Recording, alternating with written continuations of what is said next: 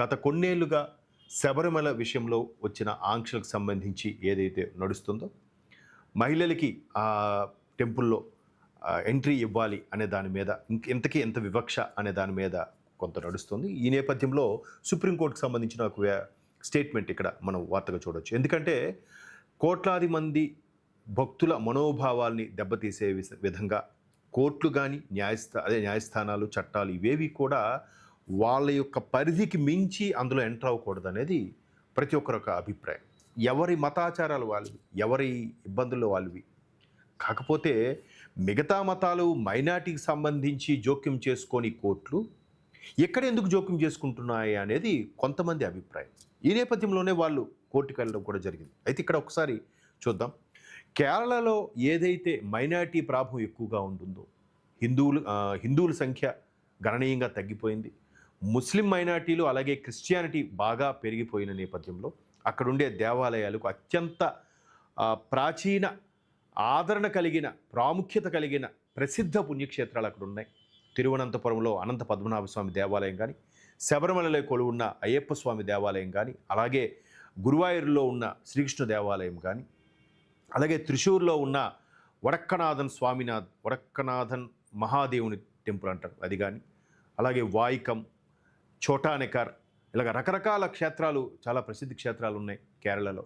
So వాటన్నిటికి కూడా మన తెలుగు వారికి మరింత సుపరిచితమైన క్షేత్రాలు అవి. అయితే వాటిలో ఇప్పటికీ అక్కడ అంత మైనారిటీస్ ప్రాభం ఉన్నప్పటికీ కూడా దాన్ని ఇంకా నియమనిష్టలతో దేవాలయాల యొక్క ప్రాముఖ్యతని, వాళ్ళ యొక్క దేవాలయ యొక్క నిబంధనల్ని, దేవాలయ యొక్క సంస్కారాన్ని, సంస్కృతిని, అక్కడుండే ఆచార వ్యవహారాలని తూచా తప్పకుండా ఇప్పటికీ వాళ్ళ నెక్స్ట్ జనరేషన్స్ పాటిస్తున్నారు. ఇది చాలా గర్వించదగ్గ విషయం కేరళలో ఉండే హిందువులకు సంబంధించి, సనాతన ధర్మానికి సంబంధించి. అయితే ఇక శబరిమలలో మహిళలపై ఆంక్షలు సబబే సుప్రీంకోర్టుకు తెలిపిన కేంద్ర ప్రభుత్వం. అయ్యప్ప స్వామి కొలువైన శబరిమల ఆలయంలో 10 నుంచి 50 ఏళ్ల వయస్సు గల మహిళల ప్రవేశంపై ఉన్న ఆంక్షలను కేంద్ర ప్రభుత్వం గట్టిగా సమర్థించింది. మత విశ్వాసం, మతపరమైన స్వయం ప్రతిపత్తి పరిధిలోకి వచ్చే ఈ అంశాలు న్యాయ సమీక్షకు అతీతమైనవని పేర్కొంది. ప్రార్థనా స్థలాలు, మతపరమైన కేంద్రాల్లో మహిళల పట్ల వివక్ష కొనసాగుతోందంటూ దాఖలైన పిటిషన్లపై 9 మంది జడ్జీలతో కూడిన సుప్రీంకోర్టు విస్తృత రాజ్యాంగ ధర్మాసనం మంగళవారం విచారణ ప్రారంభించింది. సీజే జస్టిస్ సూర్యకాంత్ నేతృత్వంలో ఈ ధర్మాసనం justice BV Nagarathna, justice MM Sundaresh, మొత్తం ఈ జస్టిస్లందరూ కూడా సభ్యులుగా ఉన్నారు. కేంద్రం తరపున సొలిసిటర్ జనరల్ తుషార్ మెహతా వాదనలు వినిపించారు. కేరళలో అసెంబ్లీ ఎన్నికలు జరుగుతున్న నేపథ్యంలో ఈ కేసు విచారణ ప్రాధాన్యం సంతరించుకుంది. పౌరులందరికీ మత స్వేచ్ఛను కల్పించిన రాజ్యాంగంలోని 25వ అధికరణ ప్రస్తావిస్తూ, ఇక్కడ రాజ్యాంగం 25వ అధికరణ ఏదైతే ఉందో ఆ అధికరణ ప్రస్తావిస్తూ ఇక్కడ కేంద్ర ప్రభుత్వం దీనిపై కేంద్ర ప్రభుత్వం తరపున సోలిసిటర్ జనరల్ ఎవరైతే ఉన్నారో మెహతా గారు, ఆయన ఈ ఆర్టికల్ 25 ప్రస్తావిస్తూ అందరికీ ఒకేలాంటిది వర్తిస్తుంది తప్ప హిందూ మతం అనేసరికి కోర్టులు ఎంటర్ అయిపోవడం అని కానీ, లేదా మిగతా మైనారిటీ మతాలకు సంబంధించి మాత్రం ఇది వాళ్ళ మత విశ్వాసాలు మేము ఎంటర్ అవ్వమని కానీ ఎక్కడా లేదు. అందరికీ ఒకే రకమైన అధికారం ఉంది. దానికి సంబంధించి ప్రస్తావించి చెప్పారు. శాంతి భద్రతలకు, ప్రజారోగ్యానికి, నైతికతకు మత ఆచారాల భంగం కలిగిస్తున్నట్లయితే న్యాయస్థానాలు జోక్యం చేసుకోవచ్చని తుషార్ మెహతా పేర్కొన్నారు. సామాజిక రుగ్మతకు మతాచారం అనే ముద్ర వేస్తే అది తప్పనిసరి మతాచారమా, సామాజిక రుగ్మత అనే విషయాన్ని న్యాయస్థానాలు పరిశీలించవచ్చు అని ధర్మాసనం తెలిపింది. అంటే సామాజిక రుగ్మత ఏవైతే కులం కట్టుబాట్లు, సామాజిక సొసైటీలో ఉండే సామాజిక రుగ్మతలు ఏవైతే ఉన్నాయో వాటికి సంబంధించి ఈ విషయాన్ని న్యాయస్థానాలు పరిశీలించిన ధర్మాసనం తెలిపింది. అది అశాస్త్రీయమైనది అయితే శాసనం ద్వారా పరిష్కరించుకునే అవకాశం ఉంటుందని మెహతా బదులిచ్చారు. అయితే అంటరానితనం తగునా, 10 నుంచి 50 ఏళ్ల వయసు మహిళలకు ఆలయంలోకి ప్రవేశించాక అంటరానితనంగా రాజ్యాంగ అధికరణ 17 ఉల్లంఘనగా అభివర్ణించిన 2018 నాటి సుప్రీంకోర్టు తీర్పు పట్ల తనకు తీవ్ర అభ్యంతరం ఉందని తుషార్ తెలిపారు. దీనిపై జస్టిస్ బివి నాగరత్న స్పందిస్తూ, ఒక నెలలో మహిళలకు 3 రోజులు అంటరానితనం ఉండి 4వ రోజు అంటరానితనం ఉండదని అనుకోవడానికి వీల్లేదని వ్యాఖ్యానించారు. అంటే ఇక్కడ అన్ని దేవాలయాలకి ఆ కట్టుబాట్లు లేవు. ఇప్పుడు ప్రతిదీ కూడా ఫర్ ఎగ్జాంపుల్ తిరుమల తిరుపతి దేవస్థానం తీసుకోండి. తిరుమల తిరుపతి దేవస్థానంలో ఏదైతే ఆగమ శాస్త్రం ప్రకారం మనం ప్రతిదీ ఫాలో అవుతామో చాలా దేవాలయాలకు కూడా అదే ఉంది. ఇక్కడ మహిళలకి ప్రకృతి రీత్యా భగవంతుడు ఇచ్చిన ఆ అడ్డు ఏదైతే ఉందో అది నోబడి, అంటే సైన్సు అది ఇది చెప్పొచ్చు, కానీ ఆ భగవంతుడు కల్పించిన అడ్డుకు సంబంధించి వాళ్ళు ఆ 3 రోజులో 5 రోజుల్లో వాళ్ళకి కాస్త రెస్ట్ కల్పించాలని, అదే తద్వారా వాళ్ళకి ఆయా రోజుల్లో ఇబ్బందికర పరిస్థితులు ఉంటాయి, వాళ్ళకి కొంచెం శిస్తుగా ఉంటుంది కాబట్టి అనాదిగా వచ్చే ఆచారంలో ప్రతిదీ సైన్స్ ఉందండి. ఆ ఆ కొన్ని రోజులు వాళ్ళకి రెస్ట్ కల్పిస్తే మిగతా ఇంటిల్లిపాది వాళ్ళు వర్క్ చేసుకొని, ఎందుకంటే వండే వాళ్ళకి తినే వాళ్ళకి ఎప్పటికీ రిటైర్మెంట్ అనేది ఉండదు.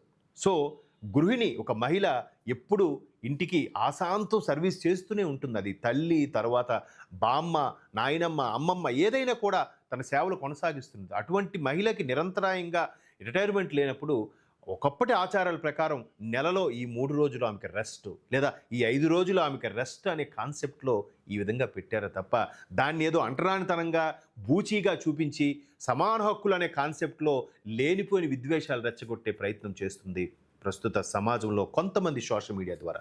అది కరెక్ట్ కాదు అనేది నా అభిప్రాయం. మీరు తప్పైతే కామెంట్స్ రూపంలో కూడా చెప్పొచ్చు. అయితే ఇక్కడ ఈ 17ను ప్రాథమిక హక్కుగా చేర్చారన్న తాను ఋతుక్రమ సమస్య గురించి మాట్లాడడం లేదని తుషార్ మెహతా తెలిపారు. శబరిమల ఆలయ ప్రవేశంపై ఆంక్షలు ఋతుక్రమానికి సంబంధించింది కాదని, వయసు పరిమితికి సంబంధించినవి పేర్కొన్నారు. అంటే వాళ్ళు ఆ పరమైన ఆగమ శాస్త్రాన్ని అక్కడ ఫాలో అవుతున్నారు. శబరిమల ఇప్పటి నుంచి కూడా ఉన్నది. అంటే అక్కడ స్వామి ఏదైతే బ్రహ్మచారిగా, అంటే చరిత్రలో పురాణాల్లో చెప్పిన దాని ప్రకారం ధర్మశాస్త్ర అనే వ్యక్తి అయ్యప్ప స్వామి బ్రహ్మచారిగా ఉన్నారు కాబట్టి తను ఎప్పుడైతే బ్రహ్మచారిగా ఉండి తన కోసం కన్యస్వాములు రారో అప్పుడు నేను ఒక వివాహితుని అవుతాడు అని కూడా కథలో ఉంటుంది. మాలికా పులోత్తమ అనే ఆవిడ ప్రతి సంవత్సరం స్వామి కోసం వచ్చి ఆశగా కన్యస్వాములు ఉండడం చూసి మరలా వెనుదిరిగి వెళ్ళిపోతుందంట నిరాశగా. సో అంటే ఒక చరిత్రలో ఉంది. అయితే ఇక్కడ బ్రహ్మచారి స్వామి అవడం వల్ల, లేదంటే అక్కడ ఉండే ఆలయ కట్టుబాట్ల వల్ల 10 నుంచి 50 ఏళ్ళ మధ్యలో ఉండే ఆడపిల్లలకి, మహిళలకి నాట్ అలౌడ్ అని పెట్టుకున్నారు, ఒక నిబంధన పెట్టుకున్నారు. తర్వాత 10 ఏళ్ళలోపు చిన్నారులు మణికంఠులుగా మాల వేసుకుని వెళ్తున్నారు. 50 ఏళ్ళ నుండి ముసలి వాళ్ళు అక్కడ డోలు కట్టించుకోనో లేదంటే ఎలాగో ఒకరు ఇబ్బంది పడి నడుచుకుంటూ వెళ్తున్నారు. ఇక్కడ ఆ కండిషను వాళ్ళు మేబీ అది ఋతుక్రమం అయి ఉండొచ్చు, కానీ ఇక్కడ మెహతా వేరే విధంగా చెప్పుకొచ్చారు. అయితే ఒక శబరిమల ఆలయంలో మినహా దేశంలో అయ్యప్ప స్వామి ఆలయాలు అన్నింట్లోనూ అన్ని వయసుల మహిళలకు ప్రవేశం ఉంటుంది. ఇది ఒక విలక్షణమైన కేసు అని మెహతా తెలిపారు. ఎగ్జాక్ట్లీ మనం ఇంతకుముందు శబరిమల ఆలయం కాకపోయినా ఇక్కడ మిగతా దాన్ని ఏమంటారు, తిరుపతి లాంటి ప్రసిద్ధ క్షేత్రాల గురించి కూడా చెప్పుకున్నాం. అంతేందుకు చాలా చోట్ల ధర్మశాస్త్ర ఆలయం, తత్వమసి ఆలయం, మణికంఠుడి ఆలయం అని చాలా ఉన్నాయి. అదే అయ్యప్ప స్వామి టెంపుల్స్ చాలా ప్రసిద్ధమైన ఉన్నాయి. ఇక్కడ గోదావరి జిల్లాలో, ఆంధ్రప్రదేశ్ గోదావరి జిల్లాలో ఇలాగే సామర్లకోట దగ్గర ఎక్కడో ఒక ప్రసిద్ధ క్షేత్రం ఉంది. సో కొంతమంది వాళ్ళ ఆర్థిక పరిస్థితుల దృష్ట్యా అక్కడికి వెళ్ళలేని వాళ్ళు ఇక్కడికి వెళ్ళి మాలధారణ చేయడం, మాల మరిగా తీసేయడం అవి చేస్తుంటారు. సో మరి అక్కడ ఆలయంలో అటువంటి కట్టుబాట్లు లేవు, ఏ మహిళని వెళ్ళొచ్చు ఆ ఋతుక్రమ సమయంలో తప్ప. సో ఇక్కడ కొన్ని కట్టుబాట్లు పెట్టడంపై సుప్రీంకోర్టు ఈ విధంగా మొత్తానికి ఒక తీర్పునైతే వెలువరించింది. గతంలో కూడా దీనికి కొనసాగింపుగా ఇంకొక వార్త మనతో షేర్ చేసుకోవాలనుకుంటున్నాను. గతంలో కూడా అనంత పద్మనాభ స్వామి ఆలయం సంబంధించి కూడా ఇక్కడ ఇలాగే నేలమాళిగల్లో ఉండే అనంత సంపద ఏదైతే ఉందో ఆ అనంత సంపద వెలికి తీసే ప్రయత్నం చేశారు. సో దానిపై ట్రావెన్కోర్ సంస్థానం చాలా ఫైట్ చేసింది, వినలేదు. అయితే లేదు, ఇది ప్రభుత్వానికి సంబంధించింది. ఇక్కడ దౌర్భాగ్యం ఏమిటంటే కేవలం హిందూ దేవాలయాలు మాత్రమే దేవదాయ ధర్మదాయ శాఖలో ఉంటాయి. దేవదాయ ధర్మదాయ, దేవుని యొక్క దాయాదులు, ధర్మం యొక్క దాయాదులు ఎవరు? మనం, ఎవరైతే సనాతన ధర్మం ఫాలో అవుతారో వాళ్ళు. సో అది దేవాదాయ ధర్మదాయ తర్వాత క్రమంలో అయిపోయింది. కానీ సో అటువంటి క్రమంలో ఏంటున్నాయి మండి మొత్తం వెలికి తీసేద్దాం, మొత్తం అందరికీ పంచేద్దాం, ప్రభుత్వానికి కదా, మళ్ళీ అక్కడికి వచ్చేసరికి అన్ని మతాలకి కావాలి, పక్క మతం యొక్క ప్రసాదం మనం తినం తప్ప ప్రసాదంకి ఈ దేవాదాయ శాఖ నుంచి ఇచ్చి ఖజానాలోకి వెళ్ళి మళ్ళీ డబ్బులు ఇస్తూ మాత్రం తీసుకుంటాం. ఇది ఎక్కడ లెక్క? సరే, అయితే అలాగా తీసుకున్నప్పుడు అక్కడ 6 గదుల్లో ABCDEF అనే గదులు అనుకున్నారు. 6 గదుల్లో 5 గదులు ఒకవేళ బ్రేక్ చేసి లోపలికి వెళ్తే అనంత సంపద, ఆ స్వామివారి సంపద మరి ఇంకా చెప్పలేం, దాన్ని వెలకట్టలేం, కొన్ని లక్షల వేల కోట్లు అంటది ఒక సుమారుగా రేటు కడితే. బట్ అది వెలకట్టలేదు. ఎందుకంటే చిన్న ఎప్పుడో లియోనార్డో డావిన్సీ గీసిన ఒక పెయింట్ వచ్చింది, అది ఈరోజు $3,000 పలికింది, సుమారుగా 15 లక్షలు విలువ చేసింది అని మనం చదువుతుంటాం. మొన్న ఎక్కడో ఒక పాత వైన్ బాటిల్ దొరికిందంట, దాని విలువ ఏకంగా ఒక వ్యక్తి 1,20,00,000 దక్కించుకున్నాడంట. అదొక వేలం వెర్రి. సో అలాగా అంత విలువ చేస్తే ఒక వైన్ బాటిలే స్వామివారి ఆభరణాలు, స్వామివారి కైంకర్యానికి ఉపయోగించే ఆ బంగారం ఏదైతే సిరి సంపదలు ఉన్నాయో మరి వాటిని వెలకట్టగలమా? అయితే రెండో గదికి సంబంధించి ఏదైతే ఉందో ఆ గదిని తెరవడానికి ప్రయత్నిస్తున్నప్పుడు మొదట ఆఫీసర్కి గది తెరవడానికి వెళ్తున్నప్పుడు విపరీతమైన అనారోగ్యం చేసింది. ఆయన సెలవులో వెళ్ళిపోయాడు. రెండోసారి ఒక అధికారి వచ్చాడు. ఆయన కూడా రేపు ఈ రెండో గది తెరవండి, ఎందుకంటే దానికి నాగబంధం వేసిందంట. నాగబంధాన్ని విప్పే నిష్ణాతులు, దాన్ని ఎలాగా సవరణ చేయాలి, దాన్ని మళ్ళీ ఎలాగా తొలగించాలనే వేద పండితులు ఇప్పుడు లేరు. అంటే ఆ మంత్రోచ్చారణ ఒక సిస్టమేటిక్గా చేసి దానికి కొన్ని శాంతులు చేసి తెరవాలంట. మన వాళ్ళు చెప్తే సైన్స్ ట్రాష్ బొంగు బోషానం ఉన్నారు కొంతమంది, ఆఫ్ నాలెడ్జ్ వాళ్ళు ఉంటారుగా, ఏదో సైన్స్ చదువుకున్నామని. వాళ్ళు తెరిచే ప్రయత్నం చేసేసరికి అక్కడ ఏమైంది, రెండో ఆఫీసర్ ఎవడైతే వచ్చాడో ఆ టీంకి ఆఫీసర్గా కమాండ్ ఉన్నాడో వాడికి ఈ చిటికలు వేని కట్ అయిపోయి విపరీతమైన సెప్టిక్ స్వెల్లింగ్ వచ్చేసి చాలా సఫర్ అయిపోయాడంట. ఆయన మళ్ళీ సెలవు మీద వెళ్ళిపోయాడు.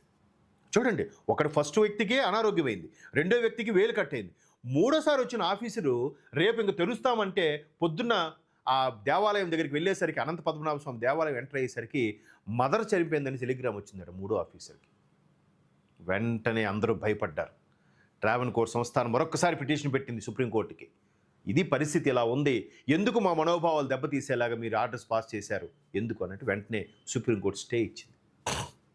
సో ఇదంతా చరిత్రలో చూసాం మనం.